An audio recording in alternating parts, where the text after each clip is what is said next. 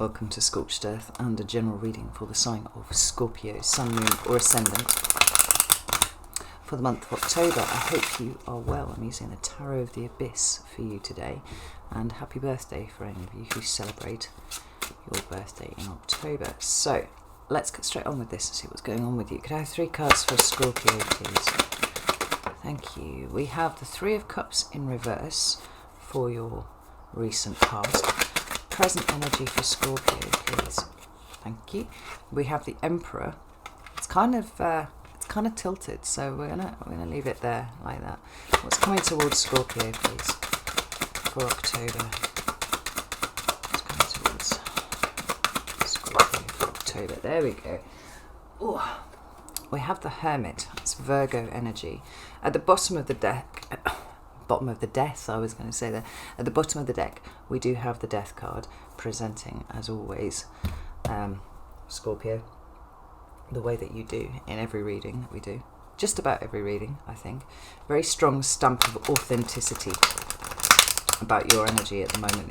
It's an undercurrent. But let us not forget that in addition to Scorpio being represented by Death, the Death card also talks about transformation and change. And it's interesting, we've got the 6 of Wands sitting underneath that there.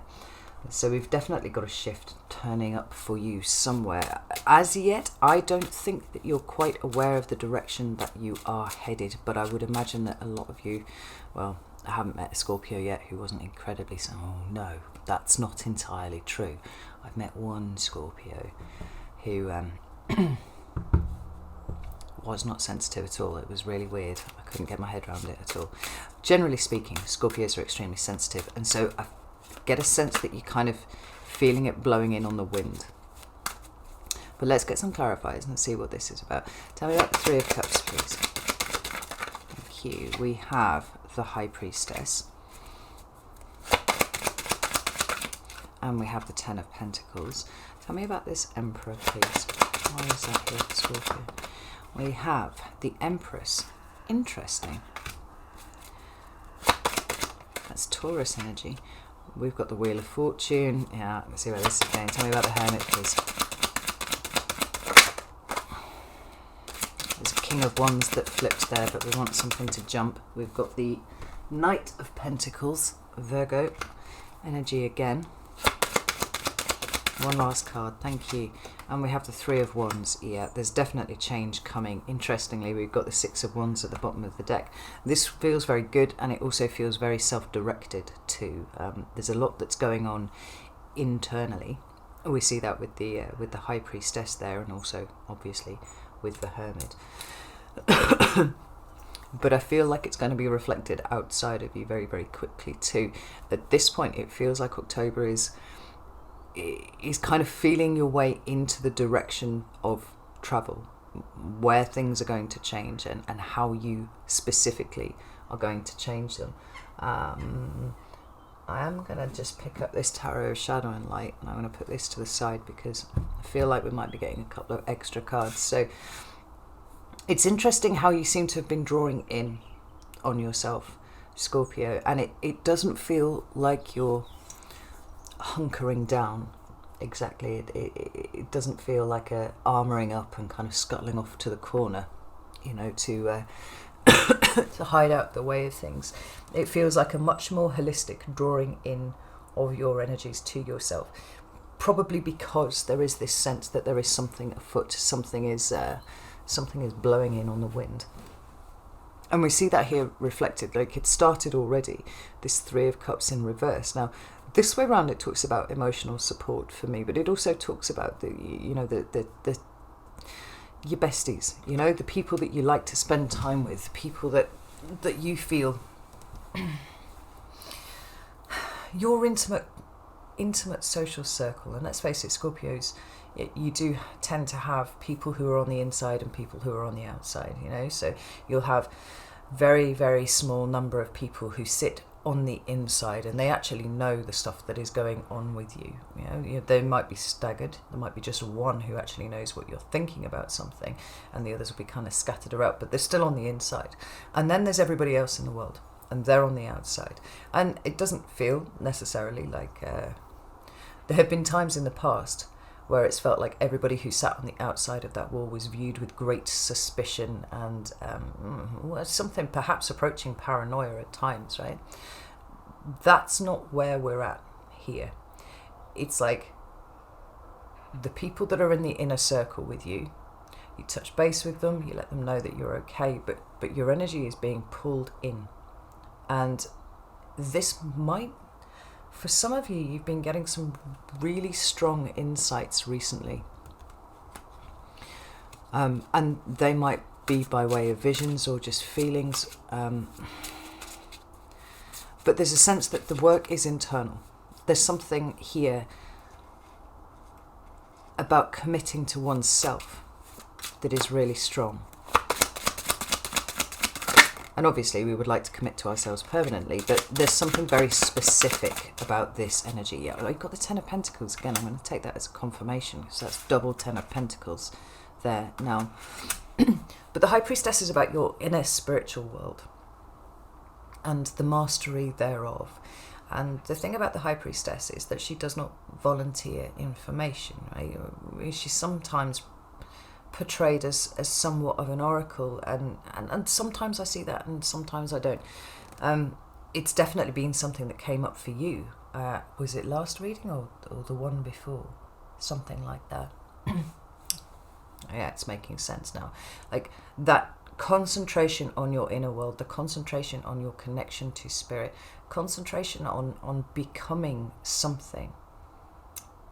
Now, there's a great deal of commitment here for you, and perhaps it is something that you're working towards. I could totally see somebody working in some sort of modality, setting up a business, doing that, whether it's,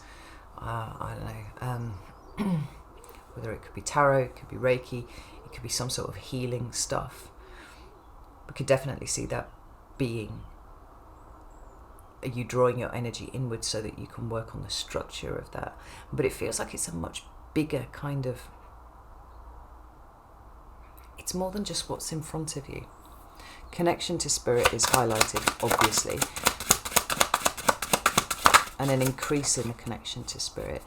Ooh, but we've got the Eight of Swords in reverse here. There's a dedication to removing the obstacles that are sitting in your mind. And I like this about you, Scorpio, because you're quite happy to dismantle. And I think when you get to the level that you're at, you're quite happy to dismantle yourself too. Now there'll be some periods in your life where, as a fixed sign, you have done that kind of scuttling into a corner and armouring up and being like, I'm not changing for fucking anyone. I'm staying here where it's safe and where I know what's going on, and I'm going to wait for people to trip into my web, and I'll deal with it then. But you seem to have moved beyond that so strongly now that it's a case of looking inwards and going, okay, right, what do I want from the rest of my life? How do I create this for myself? Maybe it's through, actually working for my living, doing some sort of healing modality, maybe even channeling, mediumship, something like that,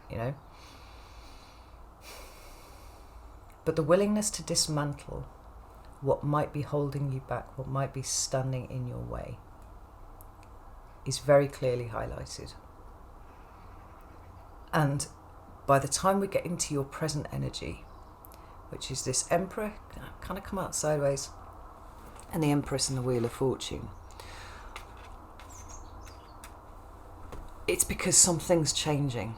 Something's getting, something is coming towards you. I don't think that something that's coming towards you is actually here yet. What it feels like is there's preparatory energy about what you're doing here. So right, your Empress is upright. That's the divine feminine, right? The Queen of Queens. It's about fertility. It's about abundance. It's about all of the, the really good stuff. But it is also about the state of gestating something new. Sometimes you see that on the death card, actually. You see death depicted as pregnant, and I love that. I absolutely love that depiction. It's got that kind of cyclical nature to it. Something ends and something begins straight away. But with the Empress, the focus is very much on the gestating, on the creative act of bringing something new into the world. We have the Wheel of Fortune there too, And for me, that does talk about fortunes changing. Generally, when it presents, it's fortunes improving for the better, but it doesn't happen by accident, you know. And I came to this from the Wheel of Fortune. If you're not familiar with the card, just take a look at it there. We've got the 4 fixed signs depicted at the corners. And 10s in a tarot generally indicate endings. Right? We see that at the end of the minor arcana in every suit. But obviously the Wheel of Fortune is less than halfway through the Fool's journey, which is the major arcana running from the Fool to the World. And so then it can't really be an ending. And it was the fact that these 4 fixed signs, as they're depicted here on this card, are all reading books that kind of triggered this thought that it is more like a learning experience. There's something here, something very, very deep that you are learning about yourself, and it's something that kind of unlocks the next stage, you know? It's like achievement unlocked. Scorpio has done this, therefore their vibration has changed. They're now resonating at a higher frequency. Something quite monumental has shifted. Now we can see that this is entirely self-directed because you kind of pulled yourself into yourself so that you can focus on this for whatever reason, and there is a strong sense of commitment to that moving forwards. But again, with that 8 of Swords there in the reverse, a wish not to be held back by your mind in any sort of way. So we've got the feminine down. That's good. We like that. And it's the fact that this Emperor kind of came out slightly sideways. Now, if the divine feminine and the feminine energy is passive, it's nothing to do with man or woman, right? It's passive expression of energy, and sometimes kind of chaotic. Then the Emperor is order. The Emperor is the structure. The Emperor is sometimes definitely the active steps that we take to do a thing, right? It's getting your shit together is what it is, Scorpio. Now, I found it interesting that it came out slightly sideways. I don't know if there are any other readers who do this, but you've got the obvious meaning of a card when it appears in the upright like this, and then you've got potentially blocks or delays, obstacles, you know, possibly the absolute reverse of that kind of energy, so where that would be order and structure, and this becomes actually quite cruel and controlling. But it's multivalent, so it can mean lots of things. It means whatever it means at the time, right? When cards come out sideways, it feels to me like it's a not yet committed to one way or the other. Now, as that relates to you and the energy that you're in at the moment, it feels like an indecision about quite how you will express out into the wider world these changes that you have experienced internally. It's like, well, I kind of know that there's something growing. I know that I'm learning something. How does this manifest outside of me at this point? You know, it's Aries energy. We've got the Empress being Taurus, and the Wheel of Fortune is Sagittarius. So it's not even like there's like this fixed energy permeating through it. You know, Taurus is fixed, Aries is cardinal, and Sagittarius is mutable. It's kind of spread across the board. Tell me about this Emperor in reverse, please.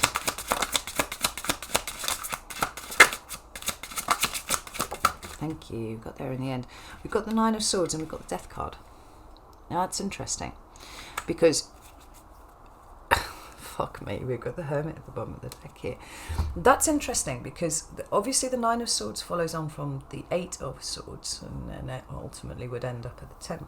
But your 8 of Swords is in the reverse, and then we have the 9 of Swords.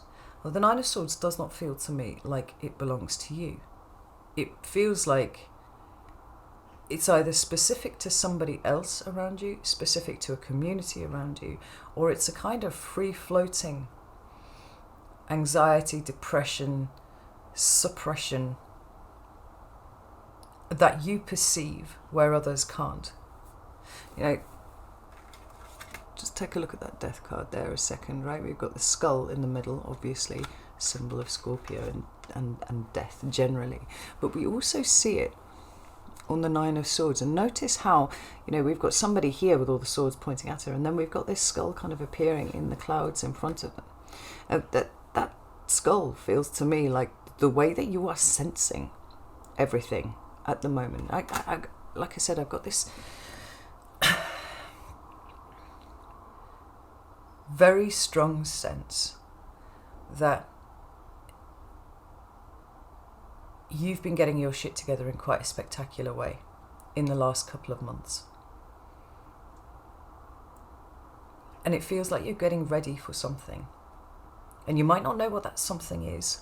You might not know what it looks like, but there's a sense that something is coming. Right? Something is shifting, something's about to move. And this, I just noticed I've got a skull on my t-shirt as well. There's skulls everywhere today. This representation of death in the clouds is almost like your vantage point from the sky. You can look down and see how this is affecting everyone else. And then you're right there with it. You know, it's like very far away, suddenly it's very close, right? You've got this ability to be able to hone in, to zoom in on this. And rather than going and fixing everybody's problems for them, which wouldn't be a particularly Scorpio thing to do. I mean, you're very solution-oriented when it comes to your thinking anyway, right? You're good problem solvers and stuff.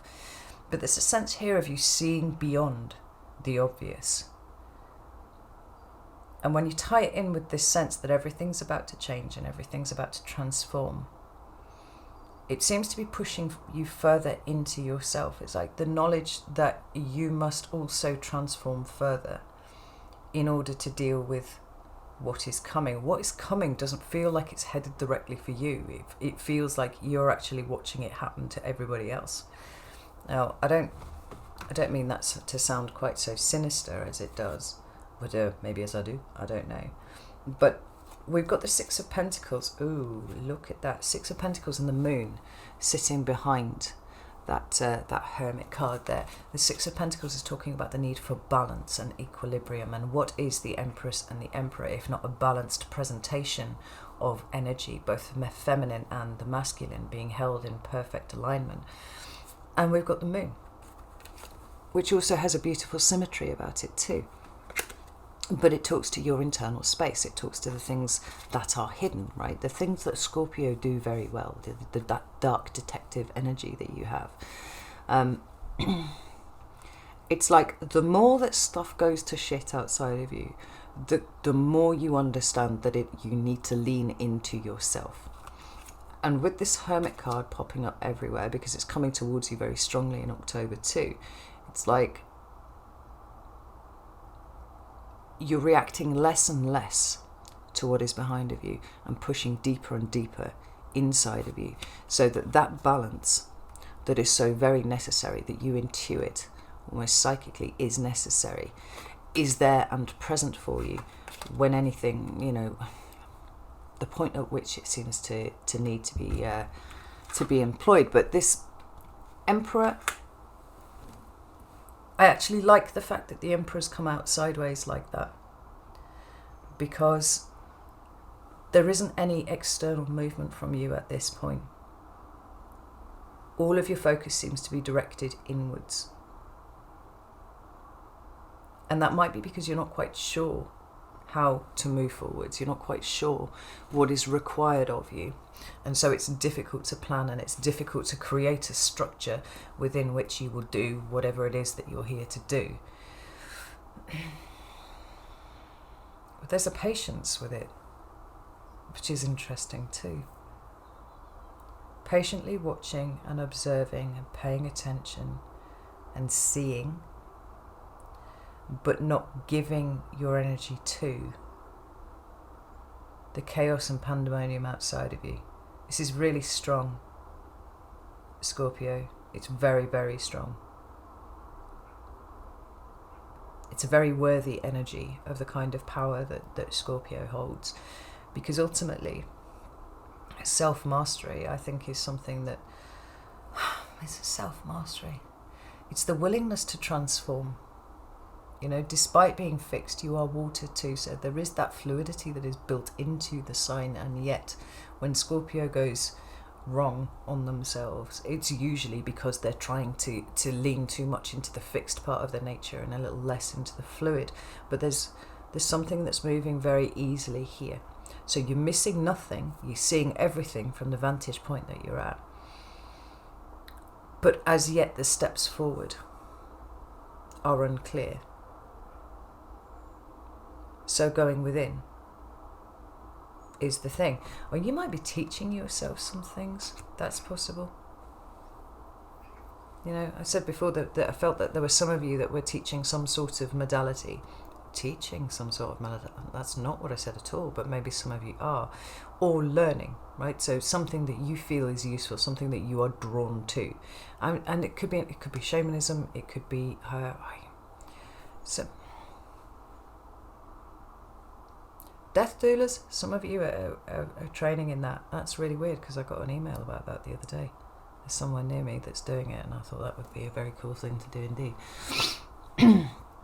So what's coming towards you in October is more of that hermit energy, right? It is going within, looking for answers. And this is so very important, and I wish so many people would do the same thing as you here, Scorpio.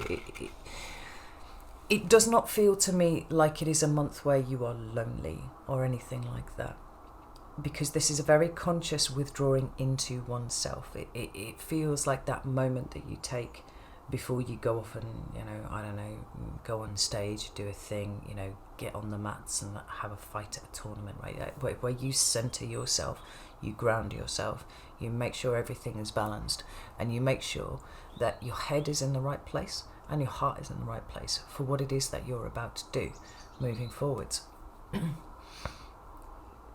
So it's a very conscious withdrawal. And we've got the Knight of Wands. No, we haven't. We've got the Knight of Pentacles with this Three of Wands here. And this feels like it's starting to dawn on you what it is that you need to do. Still don't get a necessary sense of you necessarily doing it at this point. It's more that it's becoming clear to you. You know, from his vantage point up here on the hillside, this chap here in the Three of Wands can see, you know, everything in front of him. He can see all the ships in the harbour, he can see the mountains and the distance. You know, he's got himself up to this elevated position, and this is where you've been going for a while, Scorpio. But there's an understanding that the elevated position comes from going within, for looking for something within, looking for the answers within. I mean, there's that fucking hermit there at the bottom of the deck here. But the Knight of Pentacles is... it can be small steps forwards with something, right? And it can be the act of committing yourself to a particular change of behaviour, perhaps, or a particular vantage point. But it also speaks to me of the ability to work out what is important. Thank you. It's talking about the value of things. You know, for me, the Page of Pentacles is the archetype that discovers newly something, and for the first time perceives the value of it, right? He's holding it up with a look of wonder, and he's like, fucking hell, this thing is absolutely amazing, this is stunning. The Knight of Pentacles gets up on his horse and holds it right in front of him like that, and then very, very slowly moves forwards. He takes care, he takes time with what he's doing, and we know whatever that pentacle represents, it's not getting anywhere fast, but it's going to get there intact, untarnished, unscathed. You know, the Knight of Wands would probably leave it in a fucking brothel somewhere. You know, Knight of Swords will have dropped it, and I feel, you know, would be 6 miles down the road before he even noticed it was gone. If you want a job done properly, you give it to the Knight of Pentacles. It's slow, methodical, dedicated, committed energy, but always with what is of value held up in front of him so he can see it, you know? We've got even the language that I'm using here to describe what I'm seeing is quite interesting, because I keep defaulting to eyes, seeing for things, looking for things. And I don't know if any of you do meditation or some sort of journey work, something like that, but it feels to me that there are a lot of answers that are available to you that would be coming through that route, if that is something that you do. But with that Knight of Pentacles energy being there to come back to him, it's Virgo, just as the Hermit is. This fucking Knight of Pentacles has ended up at the bottom of this deck as well. It's a refusal to be distracted. I think that's what it is. And I think it's quite possible that things are going to get quite chaotic over this next month. Not for you personally, Scorpio, but on a wider scale, broader spectrum. Well, that's Knight of Pentacles and Three of Wands. Thank you. We've got two cards. We've got the Five of Swords and we've got the Moon. Interesting. And we've got the Ace of Swords at the bottom of the deck here. Now, if you've been watching my channel for any amount of time, you know I've got this kind of relatively arbitrary rule about the presentation of the swords in the tarot, in so much as sword up good, sword down bad. And it's by no means, it's arbitrary because it's by no means replicated across all the decks that I have, but it just as a general thing, it's something that I've noticed. With the exception being the Nine of Swords, where they're stacked, in my opinion, in a state of neutrality, horizontally presented. But you've got the Ace of Swords at the bottom of the deck here. Notice the Moon above this. Now the Moon is a symbol of that which is hidden, but also that which can be incredibly illusory, might not necessarily exist. You know, think of the nature of your dream space and sometimes how that can feel odd.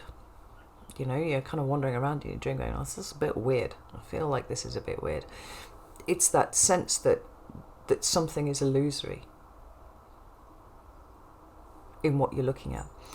And what we've got here is a bridge with this downward facing Ace of Swords right through the middle of it. And it feels to me like a rise of illusion, a rise of things that are confusing, and almost deliberately so, because this Ace of Swords to me, although it is a good card generally speaking, it feels a little sinister.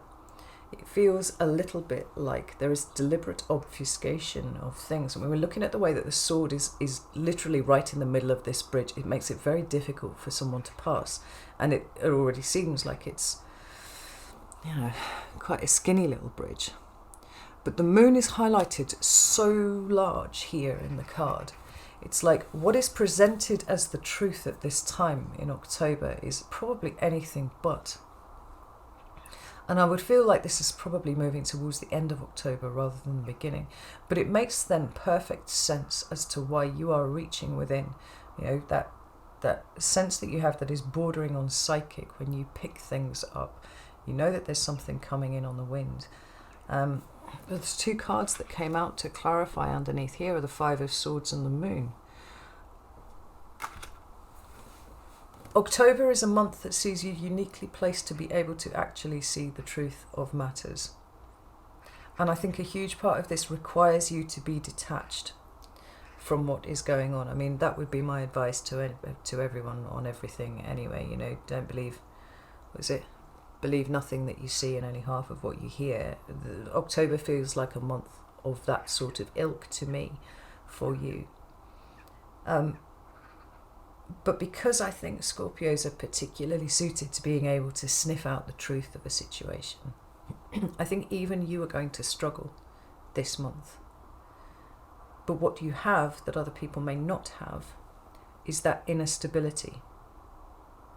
You know, a confirmation of the fact that that which you felt is actually on its way, right? Which I always think is tremendously validating when you feel something coming and then it hits and you're like, whew, saw that. May not have seen the details of it, but I definitely felt everything moving with it.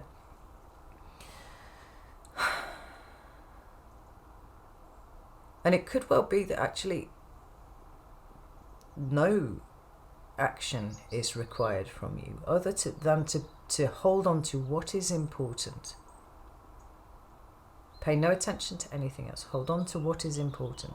And wherever possible, take yourself up to this elevated viewpoint where you can see things a little bit more clearly, because it seems to me that people around you, whether, you know, close friends, family, or in the wider community, or even in your country, are not going to be able to see that, because there's lies and deception everywhere, and it feels very deliberately presented, to the degree that most people won't know which way is up, and only those who can rely on their internal tuning forks or their internal navigation systems will get through unscathed by it.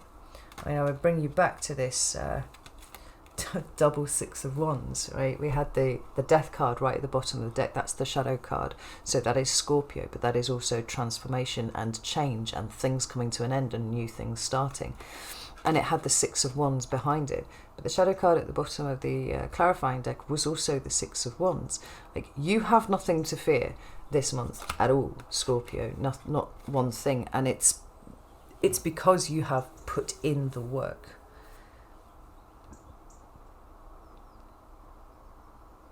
Whatever you're connected to at this point, it's an anchor for you. It's a grounding mechanism. And so the crazier the things get outside, the less it seems you need to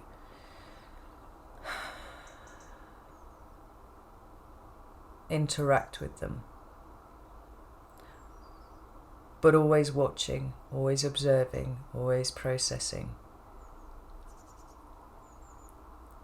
And getting ready for the movement.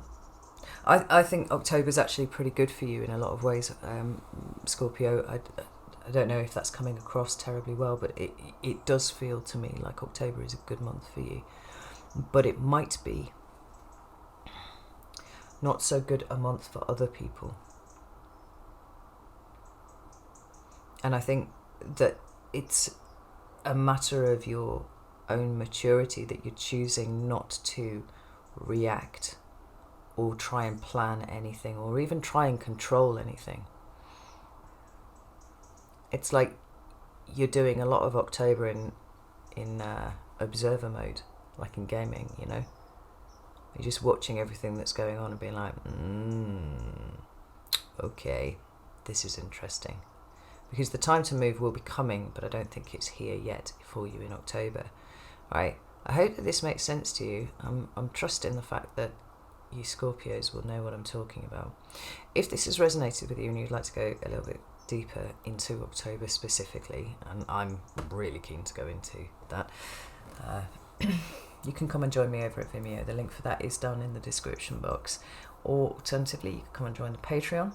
The link for that is also in the description. But if neither of those appeal to you, that's absolutely fine.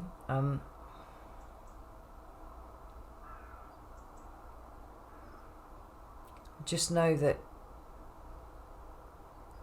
things are going to get pretty weird, I think.